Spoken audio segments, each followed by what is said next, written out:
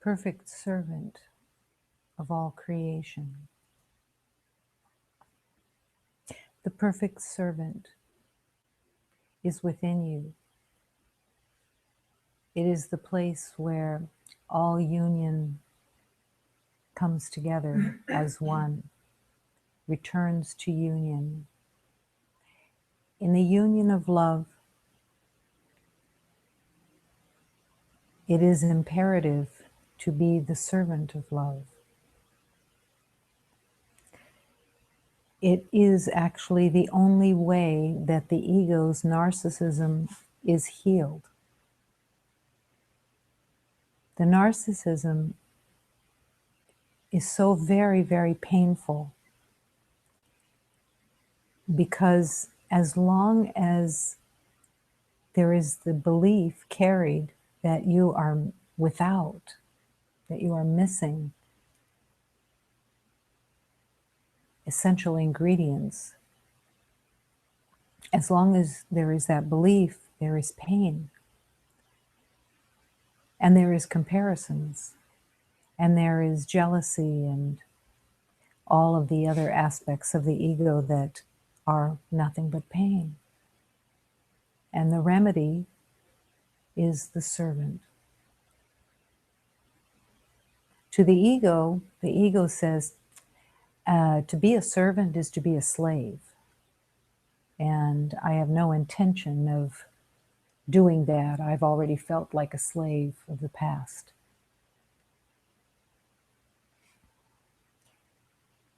But in truth, it has no resemblance at all to slavery.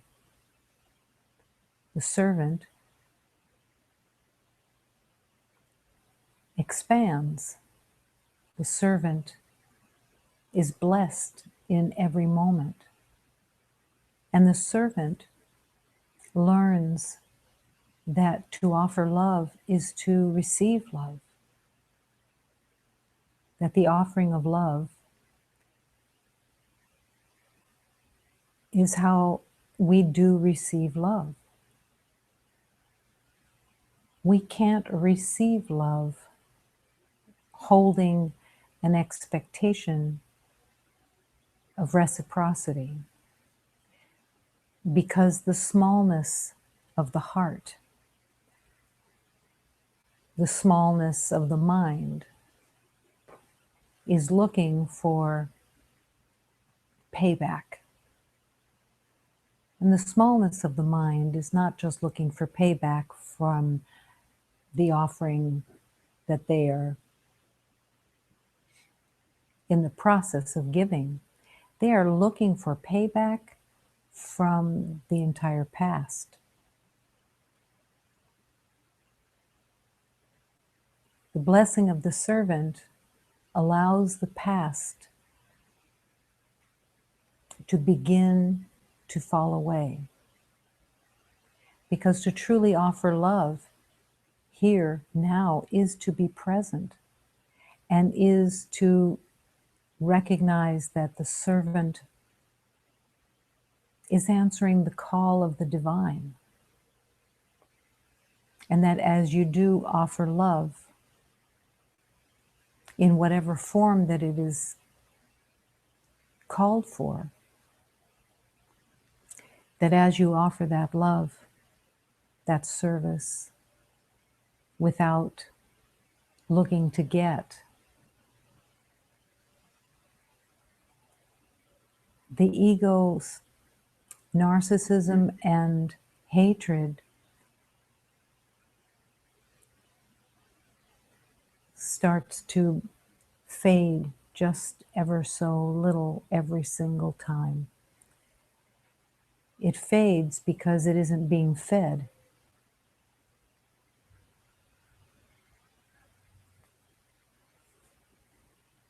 It's hard to believe sometimes that you have so much power in offering love.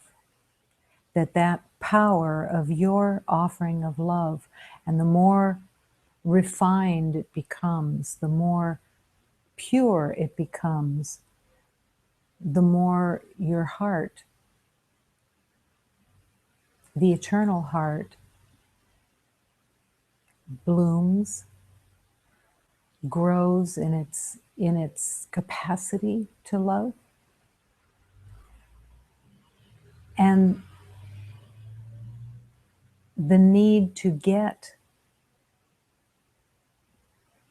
begins to also diminish. The need to get is so painful. The reason that it's so painful is because it will never become satisfied. It will never have enough.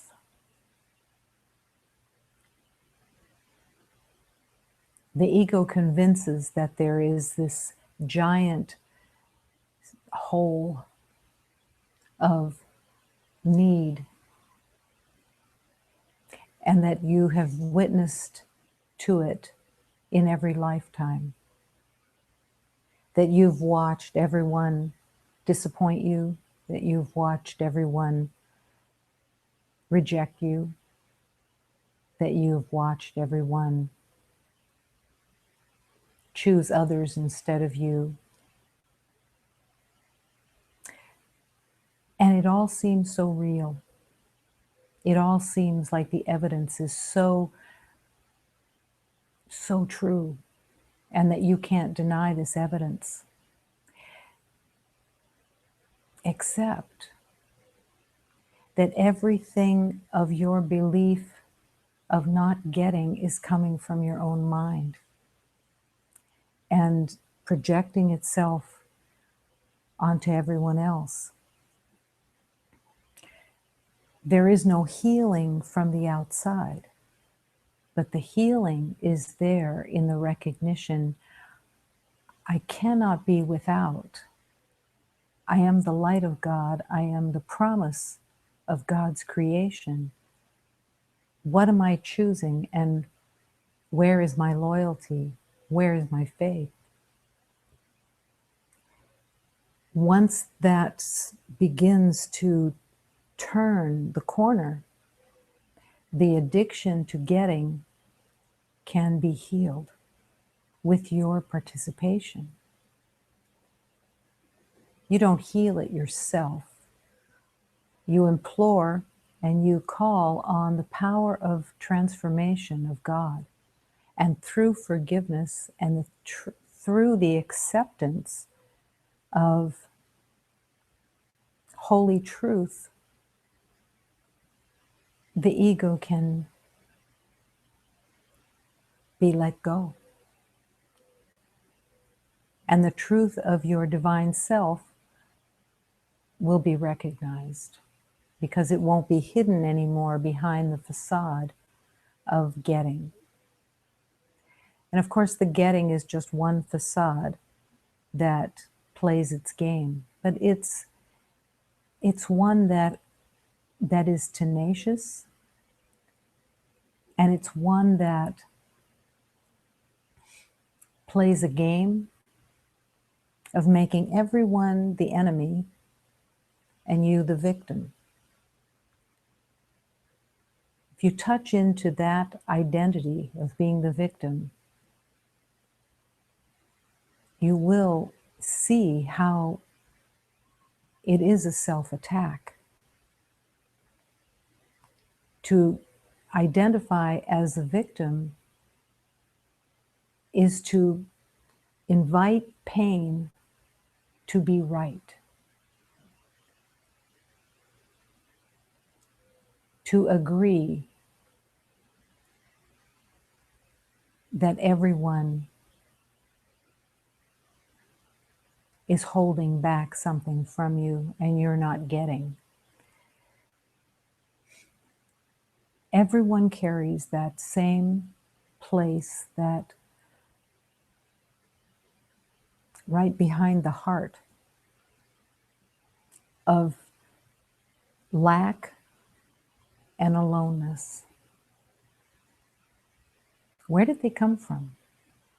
Who conjured that up? The belief is, for the unconscious belief is that it is God that judged you as unworthy and that you have less because of it. But this is also the ruse.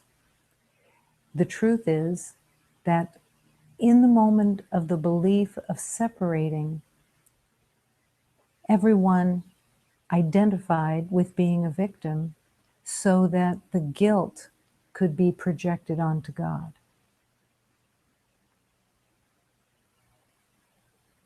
But there is no judgment in love. There is no judgment in the divine. All judgment was born in the identity of separation, but even went deeper with the principle of scarcity.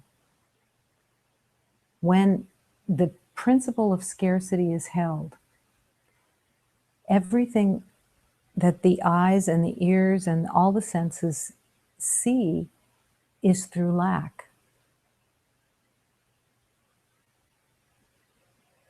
Why is gratitude such a healer? The antidote to the belief of lack.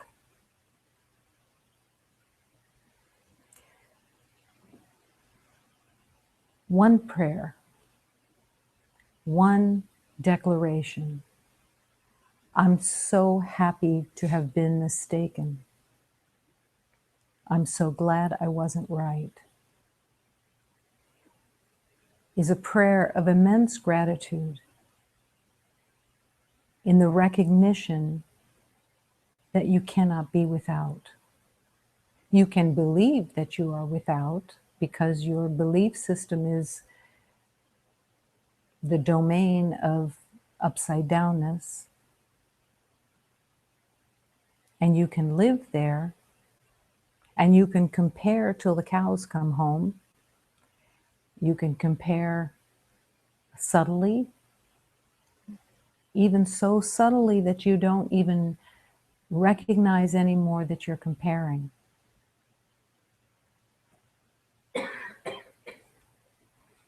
The draw to compare with anyone else is so upside down. It's so insane because you can't possibly know, first of all, what anyone else walks through, what their journey is. Everyone is carrying a facade. Some carry a facade of victimhood where they look through not only the lens of lack, but also want to be seen as a victim, so that somebody finally will acknowledge something. The fantasy is sometimes it's carried from past lives, or sometimes it's an add-on to this lifetime, but it is a self-belief that if somebody would recognize how lacking you are, they will rise to the occasion and everything will turn into being loved. This fantasy is what the ego wants you to believe, that you can be rescued from your own belief of lack. You can be healed of your own belief of lack by denying that it is the truth of God, by seeing it clearly, by wanting the honesty of seeing the projection into the world. If you're willing to see the lack and how it was manifested through your own mind because you cannot be less than the light of God. You cannot be anything but the innocence of all creation. God did not make a mistake in your creation. God did not load you up with disabilities and the belief of lack. The ego identity says, there is not enough, and I have to fight for my enough. This can hold you so deeply that you wake up in the morning and the belief in lack is there immediately. How does it show up when you're still just waking up from sleep? It shows up with, I didn't get enough sleep. I have to go and give today, and I'm not going to get. Where is the antidote to all of this upside down belief that you are lacking? The antidote is gratitude. But beyond even the gratitude, it's the acceptance that God would not leave you without, and that God's will for you is peace and harmony and happiness. It never changes. It is not dependent on your behavior. It is not dependent on your worth or anything, because you are the perfection of God as God's creation.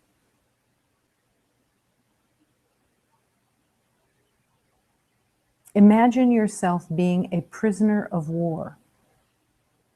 It's not too hard to imagine, because almost everybody believes that they are a prisoner of war, and that there is a cell that you're in and that you have no choice, that someone else is dictating to you what you get and what you don't get. And it will seem totally real.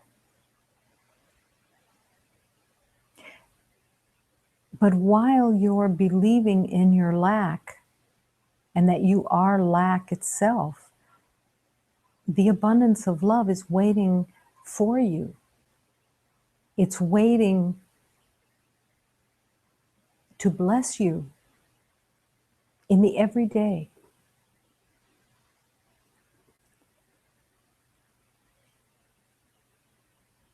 Sometimes you can get pulled out of it by seeing something that reminds you of all the blessings that you've had. The blessing of healing itself.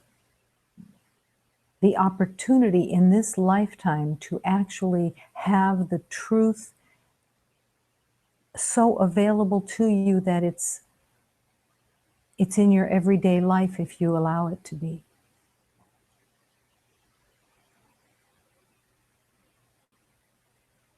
And that there was never anything that was held against you, or that you were refused when you asked.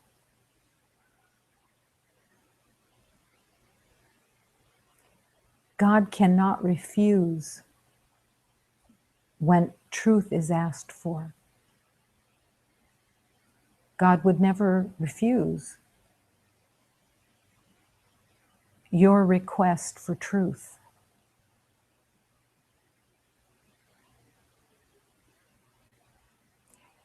But it's also such a deep place of study, of contemplation. What is abundance? What does it mean? How does it manifest within your life? And what is it that you deem real abundance? Maybe at some point you fantasized that abundance would mean that everybody adored you, or everybody, that you had an abundance of material possessions, or that you were heralded as the best of whatever best was. And these fantasies are held as proof that you are unloved, when this is the lie. Is it a hop, skip, and a jump to accept that God adores you as the creation of life, as the creation of perfection, of reflection?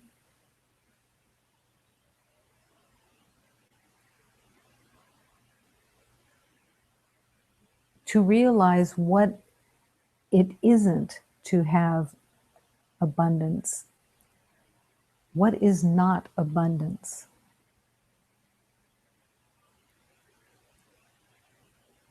Material possessions are, while we walk in this world, somewhat of a necessity.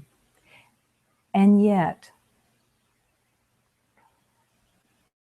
to covet the material world and to expect the material world to satisfy the sense of aloneness within, or the sense of lack, will be, for almost everyone, in going that route, will seem to be a betrayal, because it can never satisfy. You can get a high, for sure. You can get a high. Somebody hands you a $1,000 bill. It can be just a high in the moment. Does it change you? Does it fill that space within that seems to be lacking? No. No. And the ego guarantees that if you got that $1,000 bill, almost instantly it would be looking for more. It would never be satisfied. Now the ego will say in this, well, I'd like to give it a try. I'd like to see somebody hand me $1,000 and see how it pans out. You can do that. But the truth has been proven again and again and again and again and again, that there is no material possession that will fill your heart with belonging, with the realization that you are the light of God, that you are whole and complete, and it has nothing to do with your identity in the world in any way, whether it's the body or whether it's an identity by a proclamation of some kind, a success of some kind. What is it that success is for? Is it to serve love? Is it a success to have a soup kitchen that can serve 1,000 beloveds? Is that a success? Yes. That is the success of the servant. But as soon as that success is believed to be personal, look what I did. I made a soup kitchen for 1,000. The servant disappears, because the ego wants that offering to be personal, to make it about the identity, looking for it to fill the space of believing you are alone and without. So then, that same beloved who wanted the acknowledgement of the 1,000 servings at the soup kitchen has to raise the bar and go to 2,000 servings in the soup kitchen. It's not for the love of the beloveds who are having a meal. It's for the personal identity so that the pain will stop, so that the false identity will stop screaming. But it will not stop screaming through 1,000 meals that's been made personal. It is a very deep practice to stop the addiction to wanting to be recognized and find love from the outside.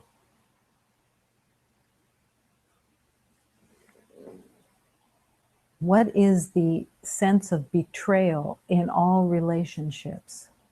The betrayal comes from the place that I expected you to fill that need that I had to have worth from outside, and it can't. And so then the reaction is a sense of betrayal. You betrayed me. I expected you to fill my heart, my loneliness, my worth, and you failed. If it didn't work, it must be because you didn't do it right. Not realizing that the reason that it failed is because it's not possible.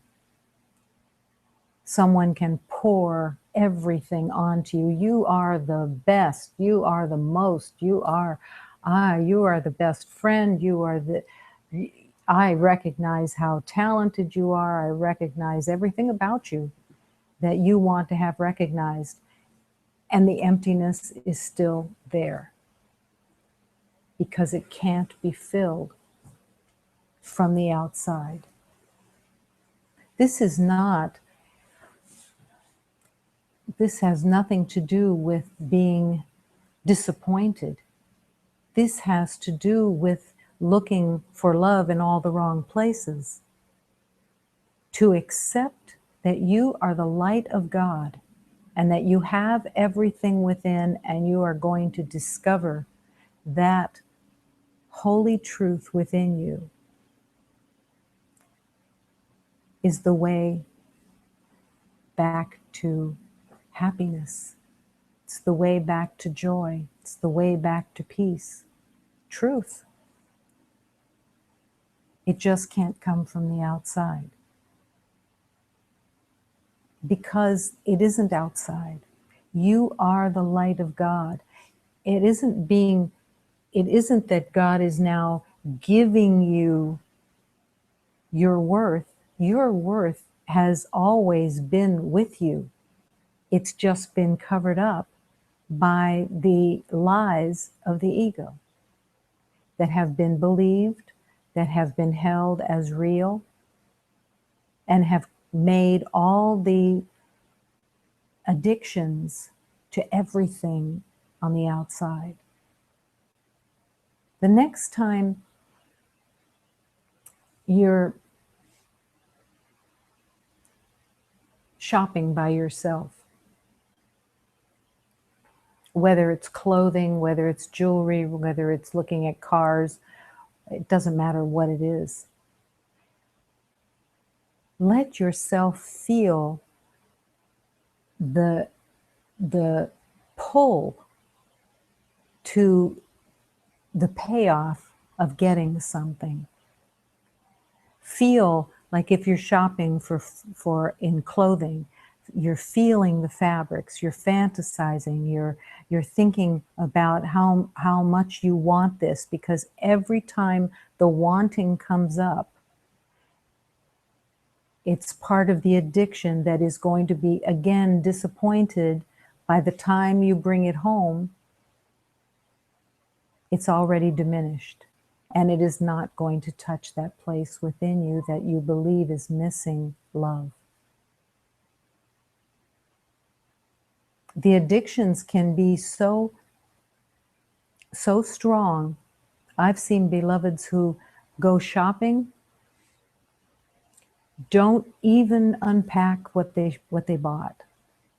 They have a room that's filled with boxes of stuff that they've bought. And they look at that room every once in a while as if looking at the stuff is going to fill them, and it can't. But it can't doesn't mean that you aren't already with it. You already have the ingredients, the formula, the truth, and it's all within you, and it's always been within you. Everyone is out searching for everything, not realizing that it's right here. But you have to meet this place within that is willing to offer love. And when you offer love, it expands. It expands every time, unless there's a hook. The hook of getting in return, being recognized, being seen as enough, better, and feel that insidious place that wants to be better than the competition, the belief in competition, that you have to beat out others to be the better one. When there is only equality, there's only oneness, and everyone is the perfect creation of God, whether they recognize it or not. That's where the battle ends. That's where you come home to love and rest with God and in God. And that's all that you're offering is peace. Whatever the form it takes, you're offering peace. You're offering your heart, because your heart has the worth of God. Offer it, and it keeps expanding. And as it expands, you begin to meet the beloved that has been within your heart the whole time. Your divine spirit is wanting to be recognized.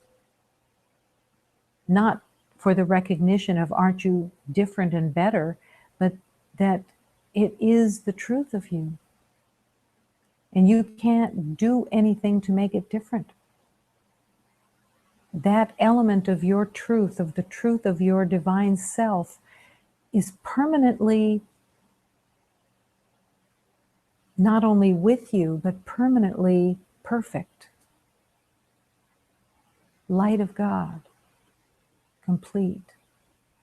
In this moment and in every moment, if you choose to stop the wheel of suffering through the outside. Does God want you to suffer and be homeless? No. Does God want you to suffer by having to scrape and count pennies? No. It's the realization that you will always have enough. You will always have what's necessary for your remembering. But there's no competition with anybody else in their addiction to the material world. There's no love there. Now is the moment of trusting that you will always be provided for in the truth of love. But it may not look like the fantasy of having more than somebody else. Imagine everyone having an equality of enough. That's heaven, where everything is in abundant supply and you share it so easily because you're not worried about lack. You accept the wholeness of love.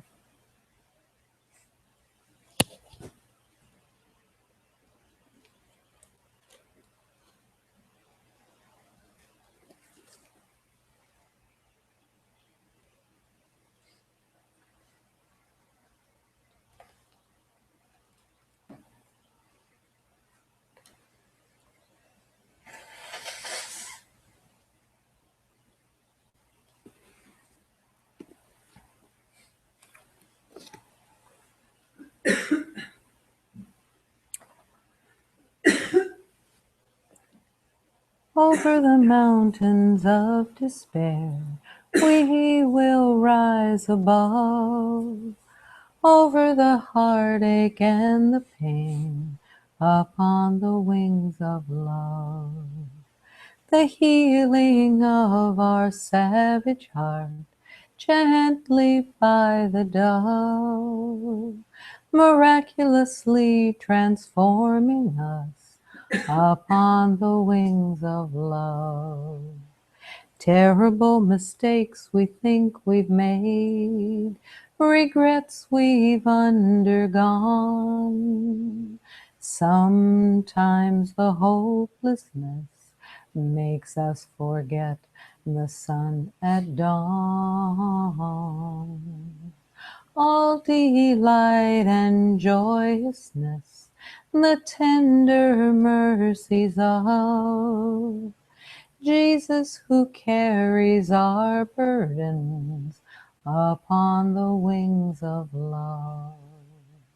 Jesus, who carries our burdens upon the wings of love.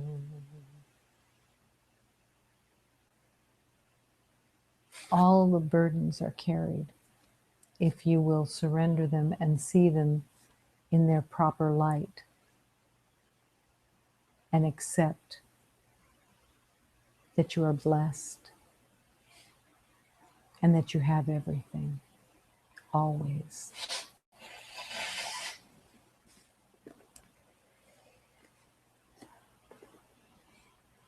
In the mysteries of the universe, in the infinity of space, where through the senses that have been made by the ego, you can't see anything but just the little life. But go into the infinity of space. Let the divine take you into the infinity of space to be with all divine beings and to open to the habits of truth, the beauty of all creation, opening everything, with all the value of all creation being in the perfection of God, with all divine beings called to serve humanity's remembering. The resplendent truth is here in every moment, right here, waiting to be seen and accepted. As we acknowledge that we are carried and we are held in the light of all divine beings, we accept this truth.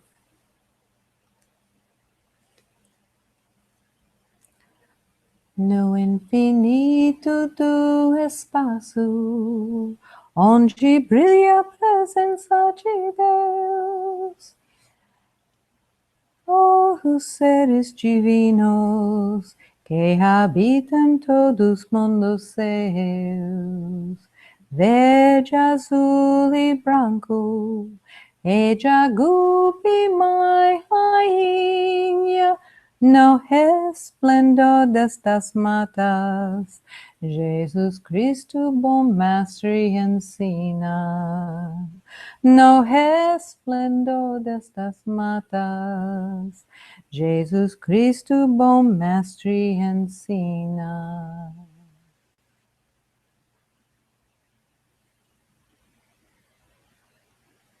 It's so important to remember that as You open to the infinity of God's grace, to the infinity of space that you belong in, that all of the ideas of the past, of being without and being the victim of others, just completely can disappear, because you will see the grandeur of your true self and the grandeur that is everyone as one. And it will be so breathtaking to you that it will hold you so firmly that you won't be able to let go. The infinity of space is your world, your life, your universe, one with God.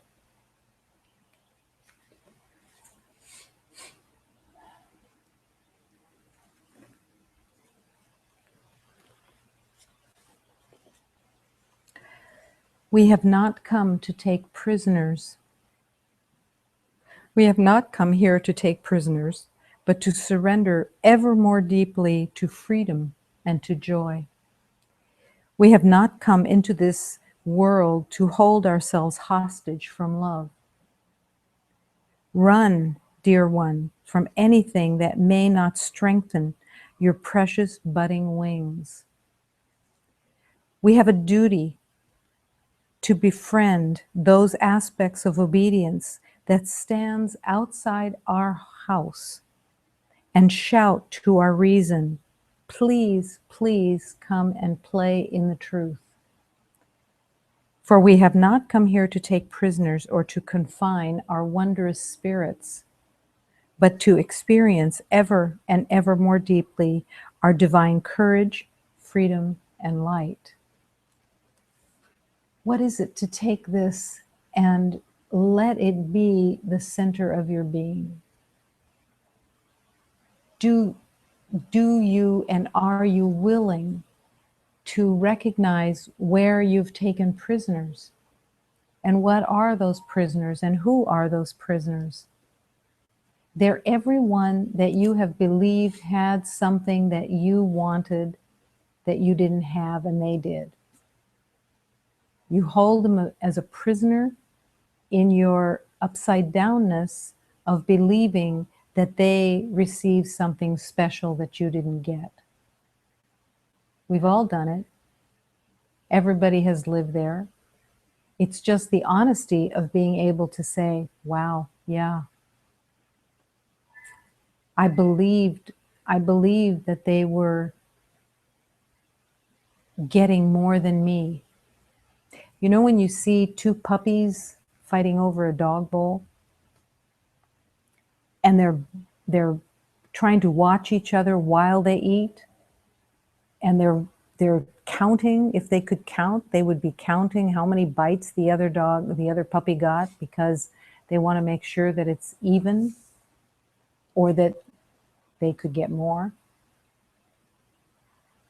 And this is what all of humanity does: takes prisoners in the belief that they are your enemies, and that if you can hold them in their place and you can watch them, you have a chance of getting more than they do. But there's no freedom there, there's no love there, there's no truth there.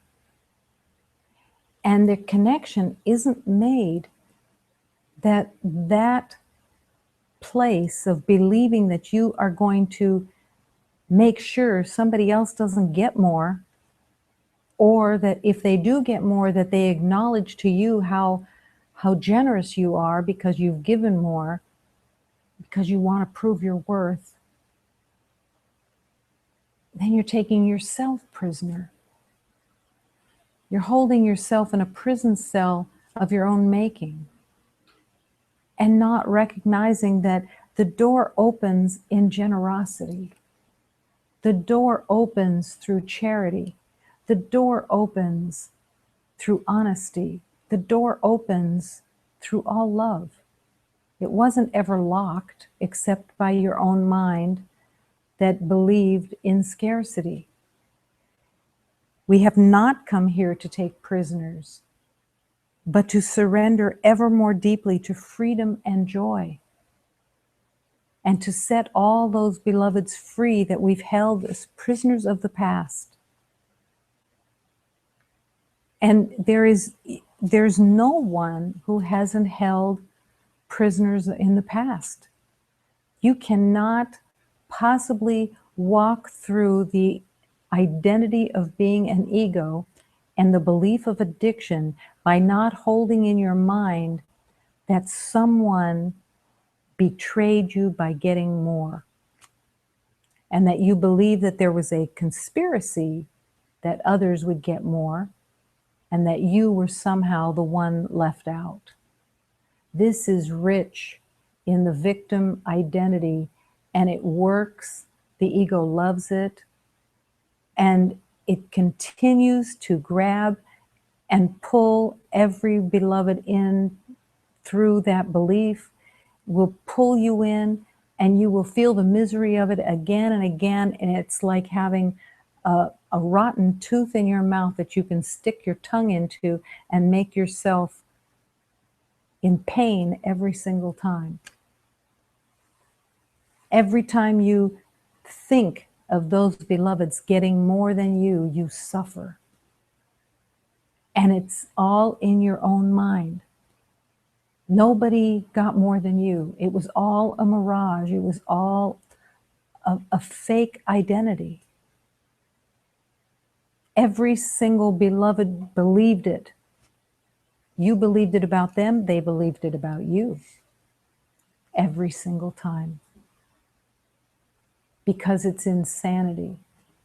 It's not love, it's not sane, it's insanity. But as long as you play the game of wanting to do that, and maybe most beloveds probably don't even have the conscious awareness, I want to do that. I'm doing it, so I must want to do it. I choose it, so I must want it. The belief in victim identity says, oh no, it's not your fault. You didn't do it. It's done to you. And again, the pain of it comes back again and again and again. And all the while, all of love is whispering to you, get off of that wheel of suffering and forgive yourself for believing that you could be without. That there is anything in God that would pull you out to say you're the one who doesn't deserve. Because that's what your own mind says to you. But it's always to prove that you're right. Because there is an upside down satisfaction in proving that you are unloved. Pity is not to be settled for. Pity has no truth and is not at all related to love. Nothing of it relates to love. Pity belongs with jealousy. Pity belongs with greed. Pity belongs with hatred. Because it has no resemblance to love. Pity is so believed in that it's even believed in as a projection that it means love. So you pity someone who is homeless instead of seeing them as the light of God. So you pity someone who is struggling with their job. You pity them, or do you hold them in the light of God as the truth of creation? You think you're offering them love by giving them pity. It has no resemblance to pity. It has no resemblance to love at all. It belongs it is the domain of the ego. And no one deserves to be pitied. No one. They are being called to be brought out of the dredges of the mud and brought up to the light through your acknowledgement that they are the light of God. The outside has no truth to it, one way or the other. So you see someone who has wealth and you're envious of them. The pity would be just the same. The envy is where you split and you say, oh, this is better. These deserve to be envied. These deserve to be pitied. And you have split the truth of love into factions of differences. And you treat yourself with the same imbalance of ideas. You want to make sure everybody knows you got a promotion because you believe that that is your worth? Or do you believe because you didn't get the promotion that you are less? It's totally, both are lies. Both have nothing to do with your value. Your value is guaranteed by God. Your worth is made through creation of perfection that you are. Do you have a history with that perfection? No. You have to go all the way to past all your lifetimes that you remember and accept that you were created by God. And you are whole and you are holy. And everyone else is in that same equality. And all of the ideas of getting will never, never, never give you what you're truly looking for. That does not mean that you are lacking what you're truly looking for. It's already within you. It always has been, and you don't recognize it because your allegiance is to being without. It's an allegiance. And once it's recognized, you can't deny it anymore. Now that's a double-edged sword for some because the addiction to wanting to be the victim is still pulling. But the divine is calling you to stand in the light and be the creation of all life that you truly are. Not boasting, not sticking out your chest like a chicken or a rooster, but with the humility of truth, that you share your awareness with every beloved by holding every beloved as the light of God. That is how you heal. We heal through the service of love. And the refusal to look for the payoff, because the payoff is the addiction. And it's a place of honesty that is not easily met, because the ego will do everything to affirm that you will hide all of these habits and these addictions. You hide them from your conscious awareness. You hide them and pretend that when you're gambling, it doesn't mean anything. You hide them when you're shopping because, of course, everybody deserves to shop. And so what if it's a high?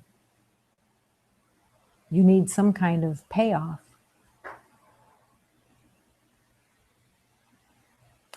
All addictions are the same.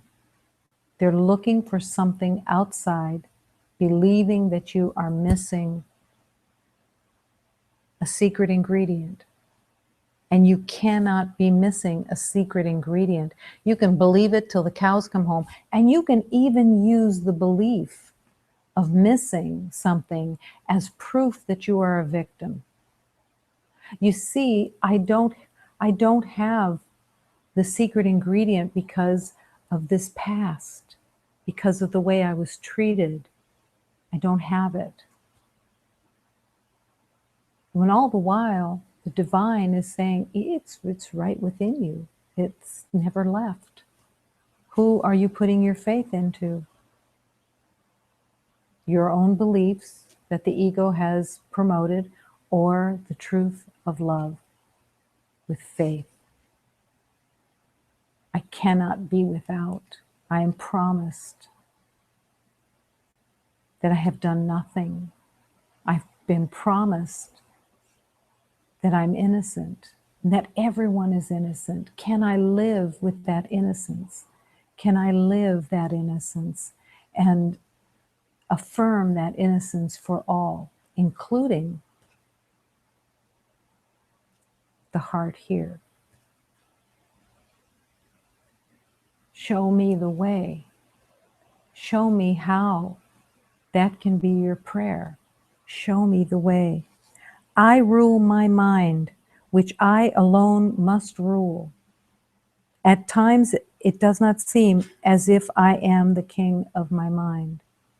It seems to triumph over me and tell me what to think and what to do and feel, and yet it has been given to me to serve whatever purpose I perceive in it. It is my choice to listen to the voice of lack and victim, or to listen to the voice of love that holds you in the light and says, this is what you have always been, the divine creation of God. Do you have the faith to accept it, or do you believe your evidence that you made and then you pretend that it was made by others? Forgive yourself of the erroneous identity that has no worth, and accept your divine spirit. Accept it, and don't allow the ego mind to deny it. Let yourself sing, I am the light of God. I am the light of God. Ruminate it, wear it, be with it. I'm the light of God. I can't accept anything else. This is all that I'm asked to accept. I am the light of God. And I'm asked to accept it for everyone and for everything. Only love is real. Nothing else exists. The game can end. My mind and heart can only serve today. I give its service to the Holy Spirit. Every day, give your heart and your mind to the service of the Holy Spirit. And by the end of the day, you will feel the joy of that expansion. And you'll wonder where all of that bitterness went that said, I don't have enough. I'm lacking. Nobody cares about me. I have to work so hard. Whatever the mind is saying, it's a vicious cycle. Deny it. Don't take any prisoners, including your own heart. I direct my mind and heart, which I alone can rule. I set it free to do God's will, because that is what I want, and that is who I am, one with all love. We have not come here to take prisoners, but to surrender even more deeply to freedom and joy. Freedom and joy. The not knowing, accepting of joy with everything, and the freedom of following God. I will step back and let God lead. And take no prisoners.